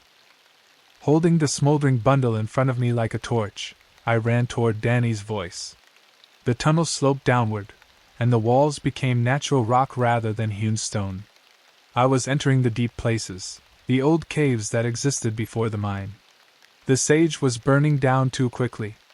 As the last of it crumbled to ash, I found myself in a vast cavern. My flashlight beam couldn't find the ceiling or the far walls. But it did find the bones. They were everywhere. Human bones, animal bones, all gnawed and cracked from marrow. They formed drifts like snow against the cavern walls. And among them, fresher than the rest, I saw a scrap of fabric. Danny's jacket. No, I breathed, falling to my knees. Yes, came a voice from the darkness, but it wasn't Danny's anymore. It was deeper, wronger. He tasted so sweet. Like fear and love and grief all mixed together. One of the creatures emerged from the shadows, and I understood with horrible clarity what had happened. It was wearing Danny's remains like a costume, strips of skin and clothing draped over its emaciated frame. It had been mimicking his voice, using my love against me. Rage overcame fear. I emptied the revolver into the thing, each blessed bullet tearing chunks from its decayed flesh. It laughed as it fell, a sound like breaking glass. You can't kill hunger. It gurgled through black blood. You can't kill what makes us. We are what you all become in the end. When the cold comes, when the food runs out, when the choice is eat or be eaten. More eyes appeared in the darkness. Dozens of them. All the missing people over the years. They hadn't just been killed. They'd been transformed, turned into these creatures by some curse I couldn't understand. I pulled out the silver crucifix, holding it high. Some of the eyes retreated, but others pressed closer. They were testing my defenses, looking for weakness. That's when I saw him among them. Not a mockery wearing his skin, but Danny himself. Or what was left of him. He was thinner than the others, not yet fully transformed. His antlers were just nubs protruding from his skull, and his limbs, while elongated, still retained some human proportion. But his eyes glowed with the same hungry light. Mike, he said, and it was really him this time. I could hear my little brother in that ruined voice. I tried not to eat. But the hunger, it never stops. It never. He took a step toward me, then another. The other creatures watched, waiting. Stay back, Danny. Please. Can't control it much longer. Tears of black ichor ran down his gaunt cheeks. Should have listened to you. Shouldn't have come alone. But I thought I could prove the stories were just stories. He was fighting the transformation, but I could see him losing. His fingers lengthened as I watched, nails extending into claws. Kill me, he begged. While I'm still me enough to ask. Please, Mike. Don't let me become like them. Don't let me hurt anyone. The crucifix in my hand felt like it weighed 1,000 pounds. This wasn't how it was supposed to end. I was supposed to save him, to bring him home. But there was no saving him now. There was only mercy. ## Chapter 3, The Mercy. I pulled Earl's knife from the satchel, silver and iron, etched with symbols I didn't understand. Danny saw it and nodded, a grotesque approximation of relief crossing his distorted features. Thank you, he whispered. The other creatures sensed what was about to happen and surged forward. I threw the last of the salt in a circle around us, and they recoiled, hissing and spitting. It wouldn't hold them for long. Danny fell to his knees in front of me, bowing his head. Make it quick. And Mike? Tell Mom and Dad. Tell them I died human. Our parents had been gone for 2 years, killed in a car accident. In his deteriorating mind, Danny had forgotten. Or maybe, in mercy, he was living in a time before grief had touched our family. I will, I lied, raising the knife. That's when everything went wrong. The salt circle broke, not from the outside, but from within. Danny's transformation accelerated, his body convulsing and reshaping itself with sickening cracks and pops. He looked up at me, and his face was no longer anything I recognized. Too late! He roared with a voice that shook dust from the cavern ceiling. His arm lashed out, claws raking across my chest. Pain exploded through me as I stumbled backward, blood soaking through my torn shirt.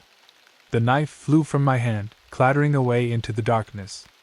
The other Wendigos pressed closer, drawn by the scent of fresh blood. I was surrounded, wounded, and out of weapons. This was how I would die, torn apart in the dark, just another missing person in Earl's collection of newspaper clippings. But Danny, or the thing that had been Danny, held up a clawed hand, and the other stopped. Mine, he growled. My blood. My kill. Even transformed, some twisted brotherly claim remained. The other creatures backed away, yielding to his right. He circled me slowly, savoring the moment. I pressed my hand to my chest, trying to stem the bleeding. The wounds were deep but not immediately fatal.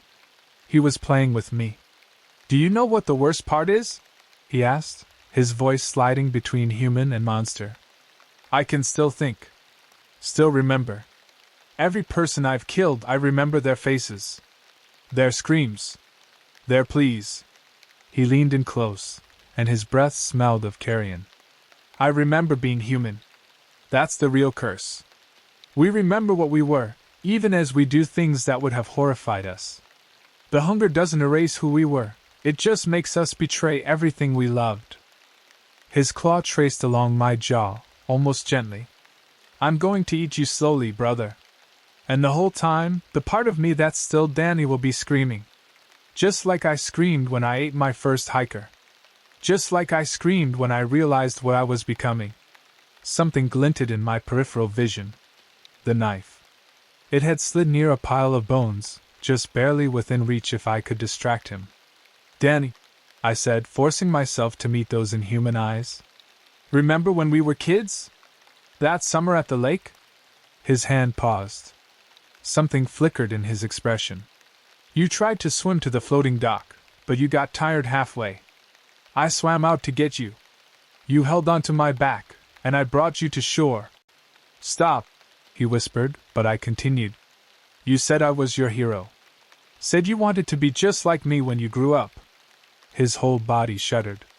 The human and the monster were at war inside him, and for just a moment, Danny was winning. I lunged for the knife. My fingers closed around the handle just as he realized what was happening. He roared and leaped, but I was already rolling, bringing the blade up in a silver arc. The knife found his heart.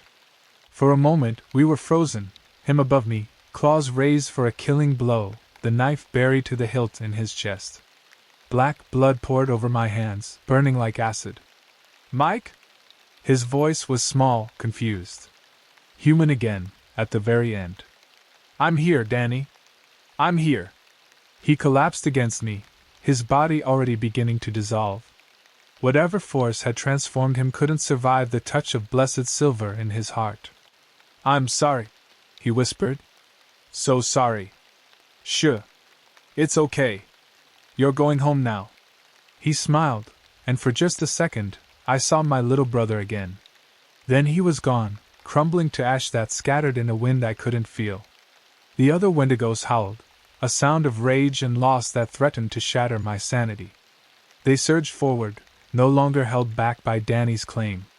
I grabbed the satchel and ran, clutching my bleeding chest. The tunnel entrance was somewhere behind the horde, But I remembered seeing another passage, one that led deeper into the mountain. It was insane to go further in, but it was my only choice. The passage narrowed as I fled, forcing the larger wendigos to slow.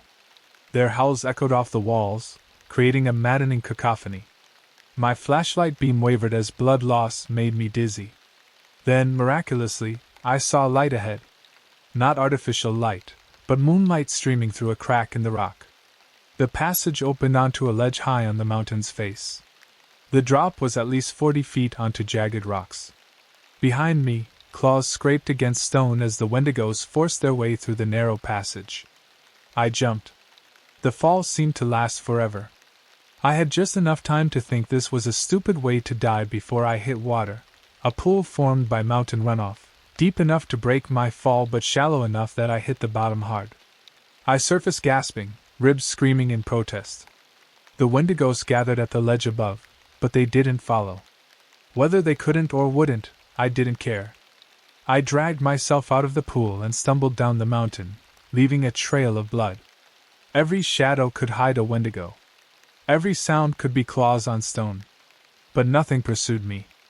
I made it to my truck just as dawn was breaking. The hospital was 40 miles away, and I barely remembered the drive.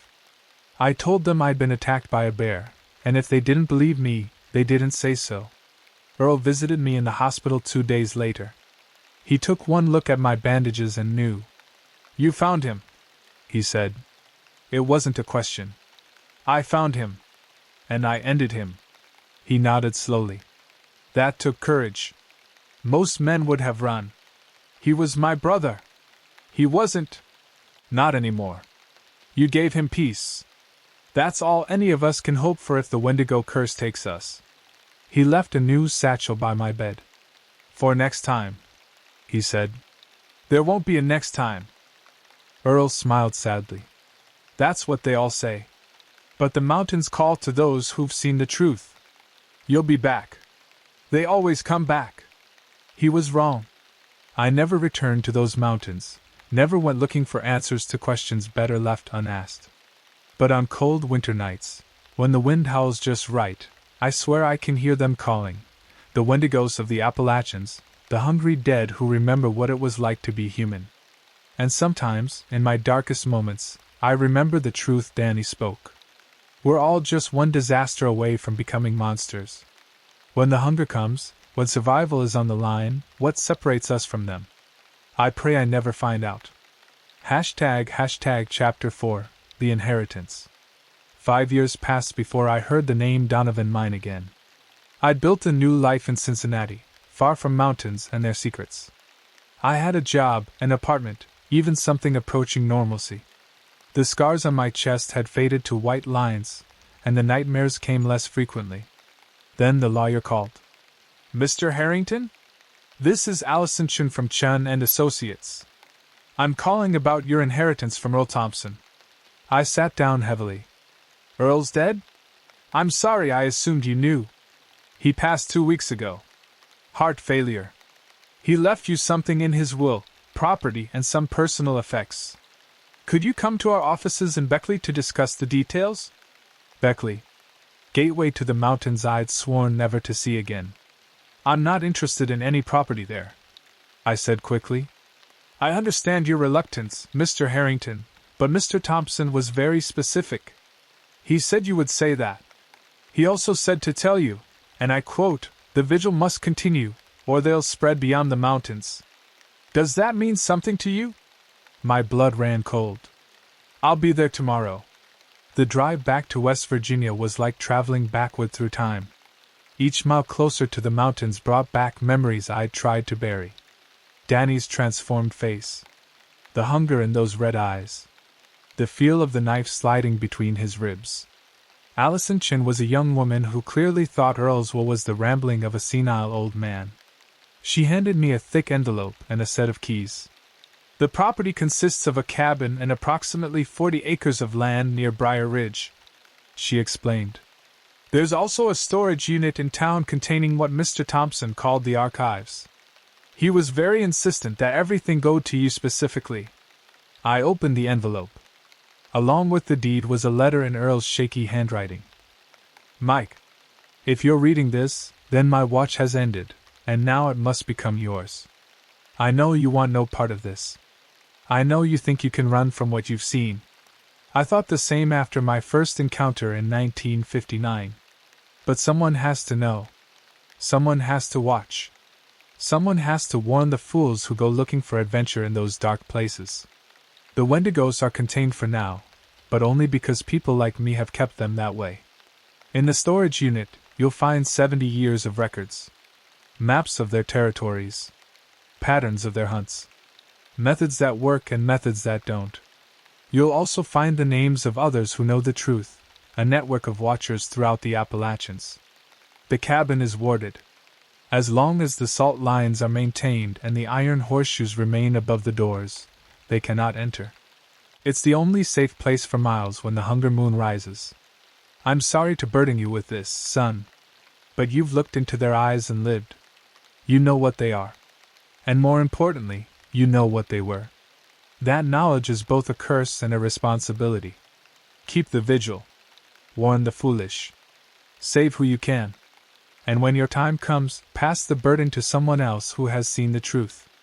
Earl. P.S. Check the foundation of the cabin. I left you something that might help when the worst happens. I crumpled the letter, then smoothed it out again. Earl was right. I did want to run. But I also remembered the families of other victims, searching for answers just like I had. How many might be saved if someone warned them? The storage unit was a monument to obsession. File cabinets full of newspaper clippings, photographs, and handwritten accounts dating back to the 1800s. Maps covered every wall, marked with sightings, disappearances, and patterns I was only beginning to understand. One cabinet was labeled, Active Wendigos, 1952 present. Inside were files on individual creatures, identified by their hunting patterns and territories. My hands shook as I found Danny's file, created just a month after his disappearance. Earl had known what my brother had become but had let me discover it for myself.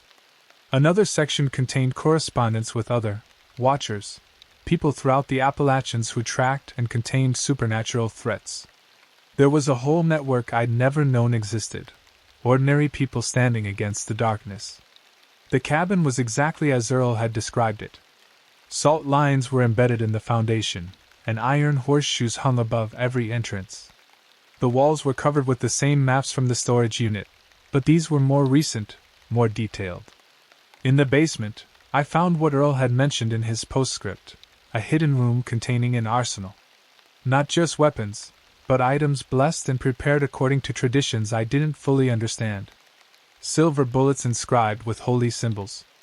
Blades of cold iron quenched in holy water. Books written in languages that hurt to look at. There was also a journal, Earl's personal account of his encounters. I spent that night reading by lamplight, learning the true scope of what I'd inherited. The Wendigos weren't the only threat in these mountains. They were simply the most common. Earl wrote of other things, shadow people that fed on fear, creatures of living stone that emerged from abandoned coal mines, and worse things that had no names. But the Wendigos were the constant, the hunger that never died. And they were growing bolder. According to Earl's notes, attacks had increased in recent years. Climate change was driving hikers deeper into the wilderness. Urban exploration videos were leading thrill-seekers to abandoned places that should stay abandoned. The old warnings were being forgotten, dismissed as superstition by a generation that had never known true darkness. I was contemplating leaving, burning it all and returning to my safe life in Cincinnati, when the radio crackled to life. I hadn't even realized the cabin had a CB system. Base, this is Tower 3. We've got a situation. I picked up the handset hesitantly. This is... Base. Thank God. Earl, is that you? This is Rebecca at the fire tower. We've got 4 college kids who went up to the Donovan mines 6 hours ago. They were live streaming, and the feed cut out. Their car's still at the trailhead. My stomach sank. This isn't Earl. He passed away. I'm taking over. Silence for a moment. Then you need to know, one of them is still broadcasting. Not video, just audio. We can hear screaming. I closed my eyes. 4 kids who thought they were invincible, walking into hell for internet fame. Just like Danny. How long until full dark? I asked. 2 hours, maybe less. Not enough time to reach them through normal means. But Earl's map showed other routes, dangerous paths that might cut the time in half. If the kids were still alive, if they'd found somewhere defensible, if I could reach them before the Wendigos finished playing with their food. Too many ifs. But I was already loading a pack with supplies from Earl's arsenal. Tell the authorities there's been a bear attack, I said into the radio. Keep them away from the mine. I'll handle this. Who are you? Rebecca asked. I looked at my reflection in the window, scarred, haunted, but alive. Someone who had faced the Wendigos and survived. Someone who knew the truth. I'm the Watcher, I said, and headed into the darkness. The mountains welcomed me back like an old enemy. As I climbed toward the mine, following paths Earl had marked on his maps, I heard the first howls echoing through the valleys. The Wendigos were awake, and they were hunting. But this time, I wasn't running. This time, I was hunting too. The live stream audio Rebecca had mentioned was still accessible on my phone, though I wished it wasn't. The screams had stopped, replaced by sobbing and frantic whispers. At least some of them were still alive. I found their trail easily, 4 sets of footprints heading confidently up the mountain, smartphones and cameras in hand, completely unprepared for what waited in the dark. They'd even left a chalk arrow pointing toward the mine, making sure their viewers could follow their path. The temperature dropped as I neared the mine entrance. Ice crystals formed on my breath despite the October warmth in the valley below. The Wendigos could manipulate cold, use it as a weapon and a warning. I heard voices ahead, human voices, desperate and terrified. Please, somebody help us! Anybody! They were holed up in the mine supervisor's office, a concrete structure just inside the mine entrance. The door had been reinforced with steel, and narrow windows provided firing positions. Earl must have prepared it as a refuge. But refuges only work if you can reach them in time. Through the windows, I could see 3 figures huddled inside. The fourth was strung up outside like a warning, body contorted in ways that spoke of a violent death. The Wendigos had made an example of one to terrorize the others. I counted at least 6 pairs of eyes in the darkness around the building. They were waiting, patient as winter, knowing their prey had nowhere to run. I pulled out a flare gun loaded with blessed phosphorus rounds, one of Earl's special modifications. The first shot lit up the night like a miniature sun, and the Wendigos scattered, shrieking. Run! I shouted to the kids. Now! While they're blind! The office door burst open, and 3 terrified college students stumbled out. 2 boys and a girl, all barely 20, cameras still hanging around their necks like millstones. This way! Move! They ran toward me, and I laid down covering fire with the flare gun. Each blessed round bought us seconds, but seconds were all we needed. I herded them down the trail, knowing the Wendigos would regroup quickly. What are those things? The girl, Emily, according to her jacket, sobbed as we ran. Questions later. Running now. Behind us, the howls began again. Closer this time. They were done being cautious. We weren't going to make it to the cabin. Not all of us. The math was simple and cruel. 4 humans, at least 6 Wendigos, and miles of dark forest between us and safety. Unless... I remembered something from Earl's journal. A risky plan, but better than certain death. The creek! I shouted, veering off the trail. Get to the water! Wendigos, Earl had written, were creatures of hunger and cold. Running water, especially water blessed by moonlight, disrupted their connection to the supernatural cold. They could cross it, but it weakened them, made them vulnerable. We crashed through underbrush, branches tearing at our clothes. The sound of rushing water grew louder, and then we were at the creek's edge. It was wider than I'd hoped, swollen with autumn rain. Cross! I ordered. Get to the other side and don't stop. The kids plunged in, gasping at the cold. I turned to face our pursuers, pulling out the silver-loaded revolver. The blessed bullets were few, and I had to make each one count. The first Wendigo burst from the trees, and I put a round through its skull. It dropped but didn't dissolve. Only a heart shot with blessed silver could truly kill them. But it would slow down long enough. 2 more appeared, trying to flank me. I fired, winging one, missing the other. The creek was at my back now, the kids halfway across. That's when I saw him among the pack. Not Danny, I'd given him peace, but another familiar face distorted by transformation. One of the college kids who'd disappeared last year, according to the missing persons posters in town. The curse was spreading. Every person they took potentially became another Wendigo, another vector for the hunger to spread. Earl had been right. Someone had to keep watch, or eventually, they'd overwhelm the mountains and spill into the valleys below. I backed into the creek, the icy water shocking my system. The Wendigos gathered at the bank, pacing like frustrated predators. One tried to follow, but the moment it touched the water, steam rose from its flesh, and it retreated with a shriek. We made it to the far bank, soaked and shivering but alive. The Wendigos howled their frustration from across the water, but they didn't pursue. Not yet. The cabin's 2 miles north, I told the kids. Stay together, stay quiet, and whatever you do, don't stop moving. We made it just as the moon was setting. The salt lines flared with silver light as we crossed them, and I heard frustrated shrieks from the forest. The Wendigos had followed despite the water, but the wards held. Inside, the 3 survivors collapsed, exhaustion and trauma finally catching up. I got them blankets and hot coffee laced with whiskey, then started making calls. By morning, their parents had arrived, along with a story about a bear attack and carbon monoxide hallucinations in the mine. The dead student was retrieved by authorities who didn't ask too many questions. The survivors left with their families, warned never to speak of what they'd really seen. But Emily lingered at the door as her parents waited in the car. Those things, she said quietly. They used to be people, didn't they? I thought of Danny, of the boy wearing his remains, of all the missing faces in Earl's files. Yes. And someone has to watch them. Make sure they don't spread. Yes. She pulled out her phone and deleted something, the live stream, I realized. All evidence of what had really happened. I study ecology, she said. Apex predators and ecosystem balance.